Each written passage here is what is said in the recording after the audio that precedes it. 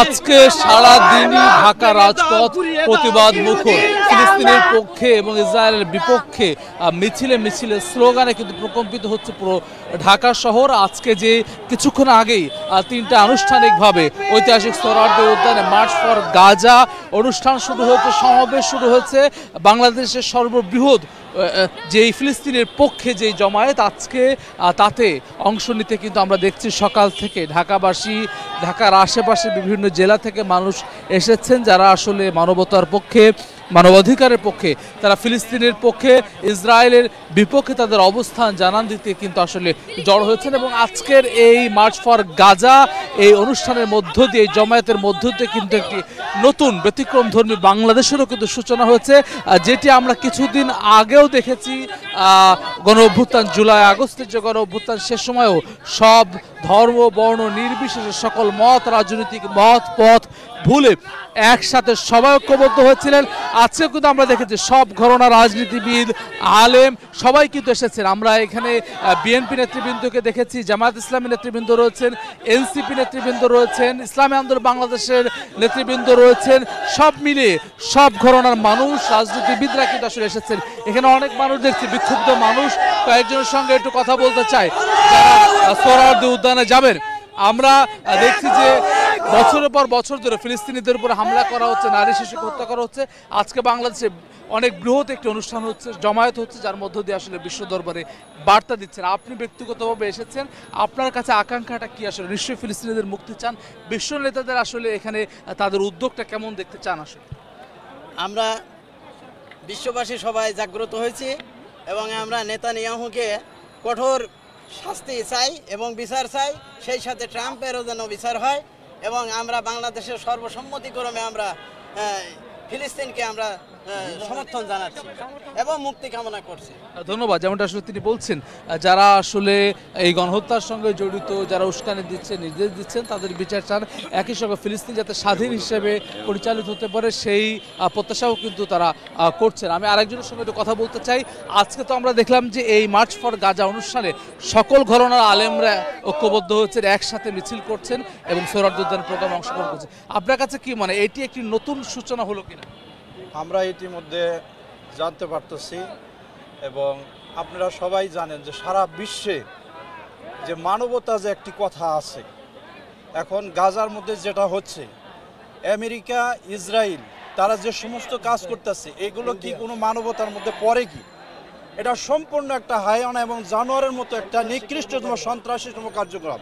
ইতিপূর্বে আমাদেরকে বিভিন্নভাবে বিশ্বের সকল জায়গার মধ্যে দেখা যাচ্ছে যে মুসলিমদেরকে বিভিন্ন আপনার কি করা হয়েছে, টেররিজম বলা হয়েছে। আসলে কিন্তু তারাই কিন্তু টেররিজম, তারাই সন্ত্রাসীবাদ কার্যক্রম করতেছে। আমরা এর বিচার চাই। ধন্যবাদ। যেমনটা আসলে আরেকজন বলছিলেন, তারা আসলে বিচার দাবি করছে, নিকৃষ্টতম যে গণহত্যা চলছে তার বিচার চাইছেন।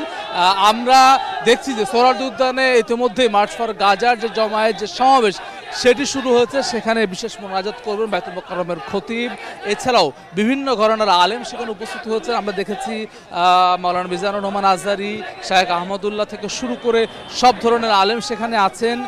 রাজনীতিবিদরা রয়েছেন, বিএনপি, জামায়াত ইসলামী, এনসিপি, ইসলামী আন্দোলন সহ অন্যান্য রাজনীতিবিদরা রয়েছেন। আমরা আরও কয়েকজনের সঙ্গে কথা বলতে চাই। ইতিমধ্যেই তো সোহরাওয়ার্দী উদ্যানে শুরু হয়েছে যে মার্চ ফর গাজাটি, আপনারা যাচ্ছেন মিছিল, আপনারা কোথা থেকে এসেছেন? আমি দক্ষিণ কেরানীগঞ্জ থেকে আসছি।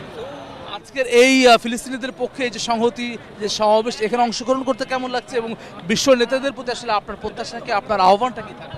এটা আমাদের ইমানি দায়িত্ব যে আমাদের এক অপর মুসলমান ভাইয়ের উপর যে নির্যাতন নিপীড়ন চালাচ্ছে, ছোটো ছোটো বাচ্চাদের উপর, নিরহ মা বোনদের উপরে যে ইসরায়েল এবং আমেরিকা তারা চালাচ্ছে, এর প্রতিবাদ স্বরূপ আজকে আমরা এই মার্চ ফর গাজার উদ্দেশ্যে আসছি।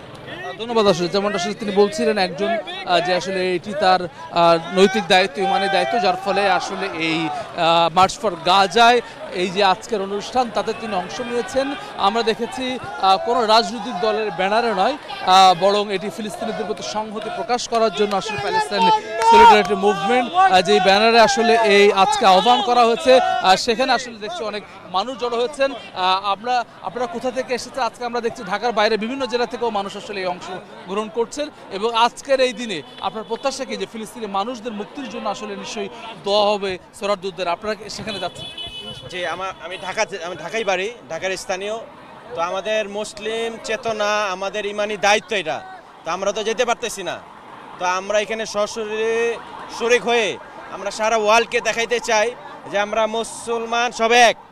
আল্লাহ রসুল সাল্লাল্লাহু আলাইহি সাল্লাম বলছেন আমাদের যে মুসলিম আমরা সবাই একটা একাত্তর শরীর, এবং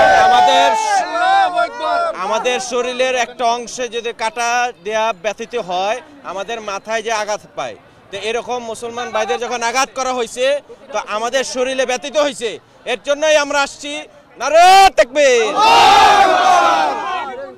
ধন্যবাদ। আসলে আরেকজন যেমনটা বলছিল আসলে নির্যাতিত মানুষের পক্ষে দাঁড়ানোর জন্য আসলে তারা এসেছেন। আমি আরেকজন প্রবীণ মানুষকে দেখতেছি। আমরা ইমানি দায়িত্ব, এটা আমার ভাইকে মেরে ফেলবে আর আমরা একটু ঘাম ধরাইতে পারবো না, এটা কথা হলো আমাদেরকে যুদ্ধের জন্য প্রস্তুতি হইতে বলে, আমরা যুদ্ধের জন্য প্রস্তুতি নিব, আমাদের আমরা যাব ইনশাআল্লাহ। এই কাজ করার কথা হচ্ছে, এটা জিহাদি আন্দোলন, আমরা জিহাদ করে বাঁচতে চাই, ইমানের তো ইমান নিয়ে আমরা মরতে চাই।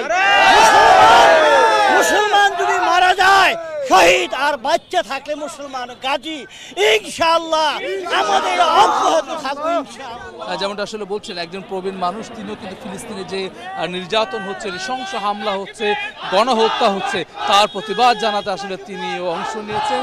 এবং আসলে যেমনটি বলছিলেন বাংলাদেশের বেশিরভাগ মানুষ তারা কিন্তু আসলে একই রকম আসলে তাদের যেই মনের বাসনা, তাদের যে মনের মধ্যে যে কষ্ট রয়েছে সেটা আসলে তারা আশা করছে, প্রত্যাশা করছেন যে ফিলিস্তিন মুক্ত হবে।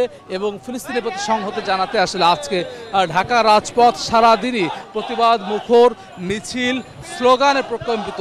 নারে তাকবীর, আল্লাহু আকবার স্লোগান। যেমন আমরা দেখছি ফিলিস্তিনে শিশুর আসলে প্রতিদিন নারী শিশু মারা যাচ্ছে, বিশেষ করে অসংখ্য শিশুকে হত্যা করা হচ্ছে নির্বিচারে।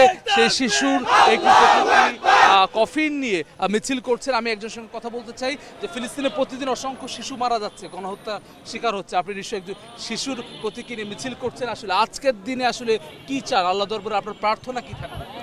আমরা চাই আর যাতে ওনাদের কোনো শিশু না মরে, কোনো শিশুর প্রতি যেন এরকম টর্চিং না হয়, যেরকম ধরে ধরে নিয়ে যায় নির্মমভাবে গুলি করে মারতিছে, এগুলো যদি না হয়।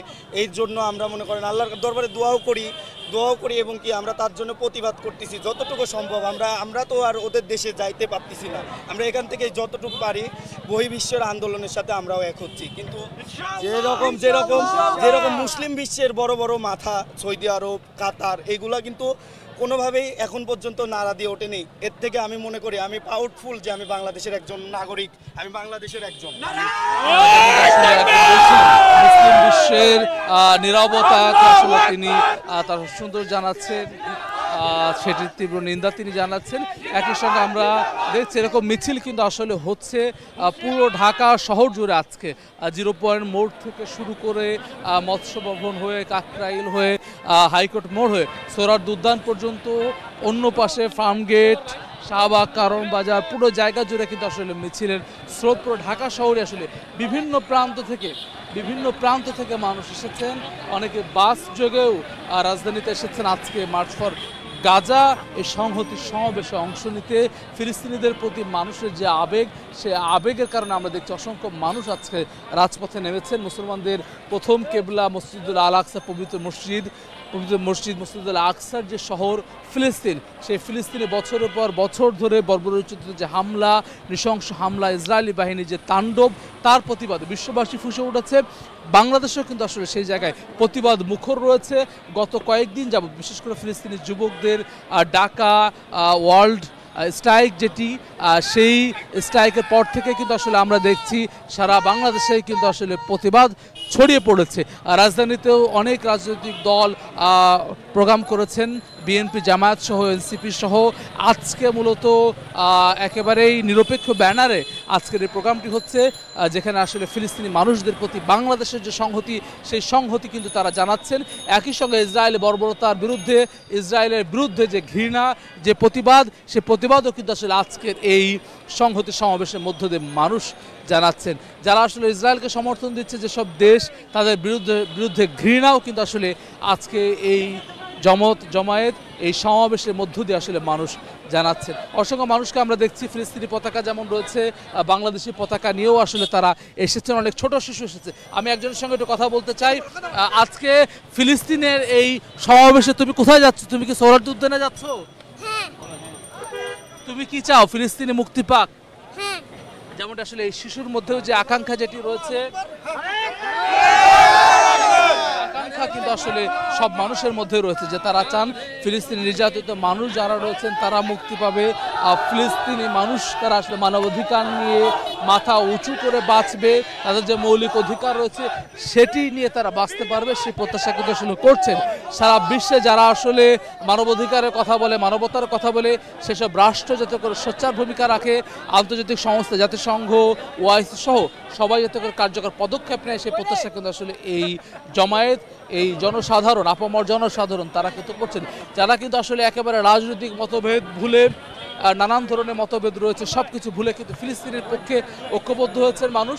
এবং আজকের পুরো ঢাকা শহরে কিন্তু আমরা দেখছি জনস্রোত, সবার পথ একটাই, সবার লক্ষ্য একটাই, সব মিছিল কিন্তু যে পৌঁছেছে যে সোহরাওয়ার্দী উদ্যানে। সোহরাওয়ার্দী উদ্যানে আজকেও একটি ঐতিহাসিক ঘটনা ঘটছে, ঐতিহাসিক যে সমাবেশের সাক্ষী হচ্ছে বাংলাদেশ, সারা বিশ্ব।